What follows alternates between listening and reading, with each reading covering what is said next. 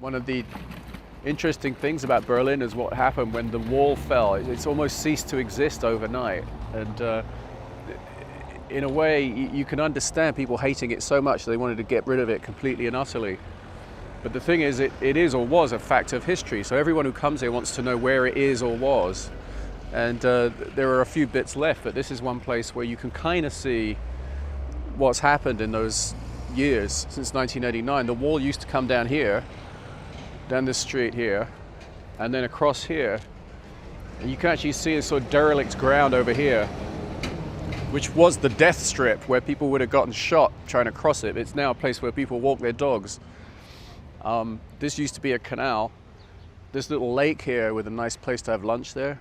This used to be behind the wall. So this was East Berlin, and the wall would have been right here where we're standing.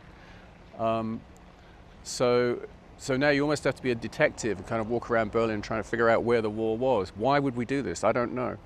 But I think we're fascinated by horrible things in history as well as perhaps more than nice things. This is the Landwehrkanal. One of the things I really like about Berlin is that for such a huge, ugly metropolis, it actually has some beautiful parts where you can almost forget that you're in a big city. It's a very green city.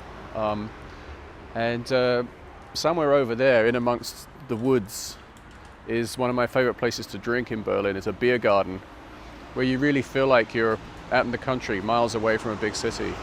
I can't think of any other major city where that is true to such an extent.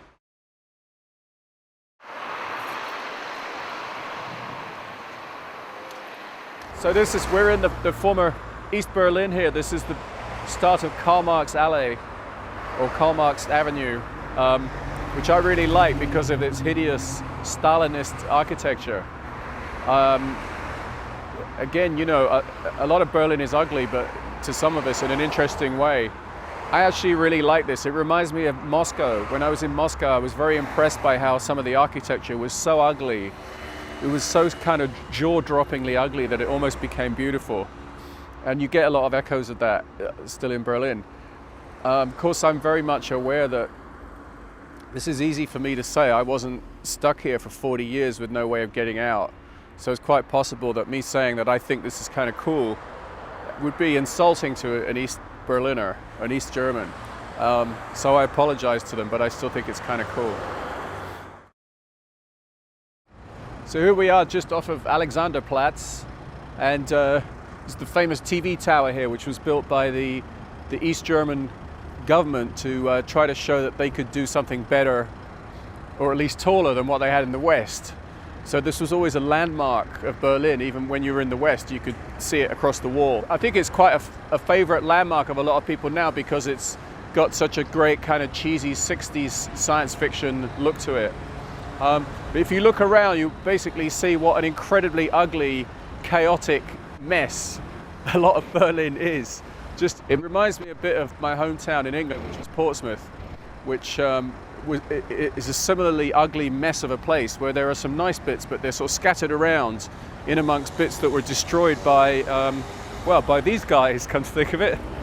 There's a great English word that fits how a lot of Berlin looks, and the word is shambolic.